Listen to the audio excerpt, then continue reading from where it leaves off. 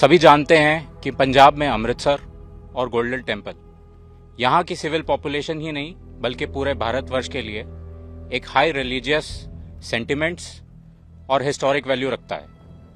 इसीलिए इसकी प्रोटेक्शन हमारे लिए टॉप प्रायोरिटी बनती है।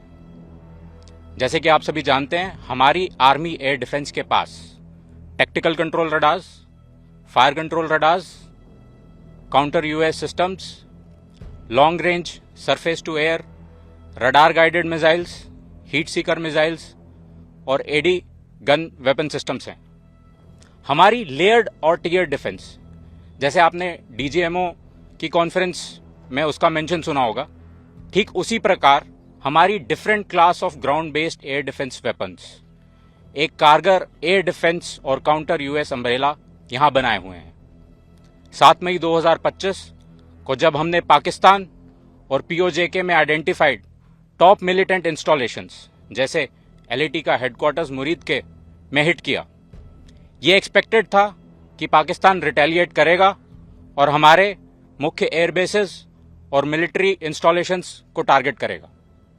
बट टू आवर सरप्राइज, कुछ kamikaze drones surface to surface और एयर टू सरफेस मिसाइल्स जो कि डायरेक्टली गोल्डन टेम्पल के लिए वहां से लॉन्च की गई थी, लगभग 3 दिन तक they tried to damage our airbases and military installations. Success नहीं मिलने पर इन्होंने यही कामिकाजी ड्रोन्स और रॉकेट्स को सिविल एरियाज, गुरुद्वारा साहिब और रिलीजियस एरियाज को भी टारगेट किया। All of the air raid was intercepted and shot down with such precision.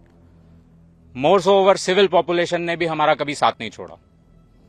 आप इसी बात से अनुमान लगा लीजिए कि 3 दिन में हमारी ground based air defence weapons और आर्मी एयर डिफेंस का सिर्फ 10% एम्यूनिशन ही एक्सपेंड हुआ था।